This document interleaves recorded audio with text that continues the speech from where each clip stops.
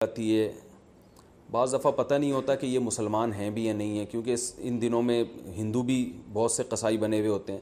تو یاد رکھیے گائے کی گردن پہ یا جانور کی گردن پہ جو چھری چلانے والا ہے، پکڑنے والا کوئی بھی ہو، رسی باندھنے والا کوئی بھی ہو، چھری چلانے والے کا توحید پرست ہونا ضروری ہے یا اہل کتاب ہونا ضروری ہے. تو اس لیے یہ دیکھ لیں کہ یہ مسلم بھی ہے یا نہیں ہے. اور تو بلا وجہ خام میں کوئی کہہ رہا ہوں میں مسلمان ہوں تو اب یہ نہیں کہ لیبارٹری چیک کے لیے بھیج دیا آپ نے اس کو کہ ہے بھی کہ نہیں ہے، اتنی تحقیق کی ضرورت نہیں ہے. تو بس یہ پہلے تحقیق کر لیا کریں بھائی مسلمان ہو، توحید پرست ہو، ایک اللہ کو مانتے ہو، نبی صلی اللہ علیہ وسلم کی ختم نبوت کے قائل ہو، اور نبی صلی اللہ علیہ وسلم کو مختار کل، مشکل کشا، حاجت روا تو نہیں سمجھتے. تو جو توحید کا عقیدہ ہے نا وہ بہرحال پہلے ضروری ہے. جو بیسک اسلام کے عقائد ہیں وہ اس کو پتہ ہونے چاہیے. تو اس کے بغیر جانور کا ذبیحہ جو ہے، اگر وہ آپ کو پتہ چل گیا کہ یہ مشرک ہے تو پھر اس کا ذبیحہ حلال نہیں ہے. ایک بات. دوسری بات، قصائیوں میں یہ کوتاہی ہوتی ہے کہ قصائی جو ہے وہ منہ میں گٹکے ہوتے ہیں، پان ہوتے ہیں. میں نے خود دیکھا ہے کہ وہ تکبیر نہیں پڑھ رہے ہوتے ذبح کرتے ہوئے. سب نہیں کرتے، یعنی بعض لوگ ایسا کرتے ہیں. تو اگر جان بوجھ کر کسی نے تکبیر چھوڑ دی ہے تو بھی جانور مردار ہو جائے گا. تو اس لیے قرآن مجید میں صاف اللہ کا حکم ہے وَلَا تَأْكُلُوا مِمَّا لَمْ يُذْكَرِ اسْمُ اللَّهِ عَلَيْهِ. وہ جانور جس پر اللہ کا نام نہ لیا جائے اس کو مت کھاؤ. تو اس لیے اس بات کا اہتمام کرنا چاہیے. جو لوگ جانور کے قریب کھڑے ہوئے ہیں ان کو سب کو چاہیے زور سے تکبیر پڑھنا شروع کر دیں تاکہ چھری پھیرنے والے کو یاد آ جائے اور وہ غفلت نہ کرے اس بارے میں. ہاں اگر بھولے سے رہ گیا، اس بیچارے کو یاد ہی نہیں رہا، تو وہ جانور حلال ہے، اس میں کوئی حرج نہیں ہے. جان کر تکبیرات چھوڑ دینا یہ بالکل اس سے جانور مردار ہو جاتا ہے. بعض اب ایسے ہوتا ہے کہ ایک آدمی سے چھری چل نہیں رہی ہوتی تو دوسرا بھی ہاتھ لگا دیتا ہے، یار ہم دونوں مل کے چھری چلا دیتے ہیں. تو دو آدمیوں نے اگر چھری چلائی ہے تو پھر دونوں پر تکبیر پڑھنا واجب ہے. دونوں میں سے ایک بھی اگر تکبیر چھوڑ دے گا تو جانور حلال نہیں ہوگا. اس کا خیال کیا کریں. اور ویسے بھی جانور کو خود ذبح کیا کریں. علماء کہتے ہیں کہ جانور ذبح کرنے والا جس کی قربانی ہے نا وہ خود ذبح کرے گا تو اس میں زیادہ ثواب ہے.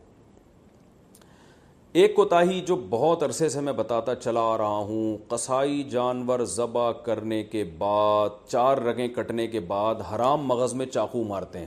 یہ بالکل غلط ہے. صرف 4 رگیں کاٹ کے جانور کو چھوڑ دینا ہے تاکہ بلیڈنگ زیادہ ہو، اس کا خون نکل جائے باڈی سے.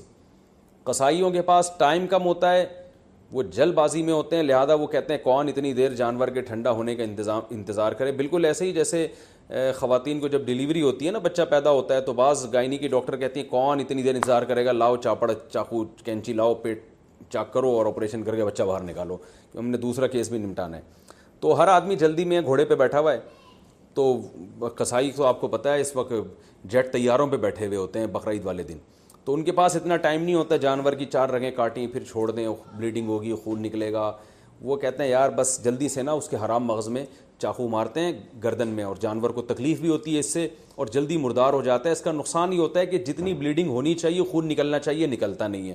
تو اس سے 3 نقصان. پہلا نقصان مکروہ عمل ہے، یہ شریعت میں یہ طریقہ ہمیں ذبح کرنے کا نہیں بتایا. دوسرا نقصان، جو گوشت میں خون باقی رہ جاتا ہے، جو ذبح کرنے کا مقصد ہے وہ پورا حاصل نہیں ہوتا. تیسرا نقصان، گوشت کی لذت بھی کم ہو جاتی ہے.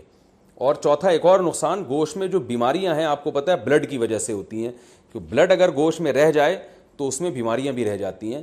اگر خون اچھی طرح نکل جائے تو گوشت بیماریوں سے بھی صاف ہو جاتا ہے. تو یہ 4 فائدے ہیں جن کی وجہ سے آپ قصائی کو مجبور کیا کریں کہ بھائی ذرا تھوڑی دیر جو ہے نا صبر کرو.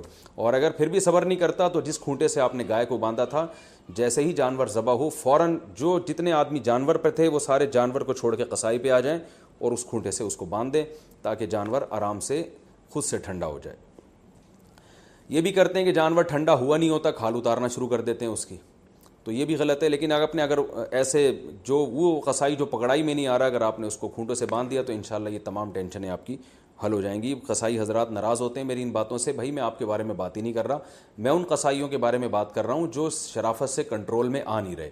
تو آپ تو ماشاءاللہ اچھے لوگ ہیں جو میرا بیان سن رہے ہیں. آپ تو جانور کی 4 رگیں کاٹیں گے، اس کے بعد آپ آرام سے بیٹھ جائیں گے یا دوسرے جانور کو گرانے کی فکر میں لگ جائیں گے، اور یہ جب اس کی بلیڈنگ ہو جائے گی اچھی طرح سے تو ٹھنڈا ہو جائے گا تو پھر آپ اس کا گوشت کاٹیں گے اور کھال اتاریں گے آپ اس کی. تو آپ کے بارے میں بات کر نہیں رہا، میں ان قصائیوں کے بارے میں بات کر رہا ہوں جو جلد باز ہیں. اچھا بھائی،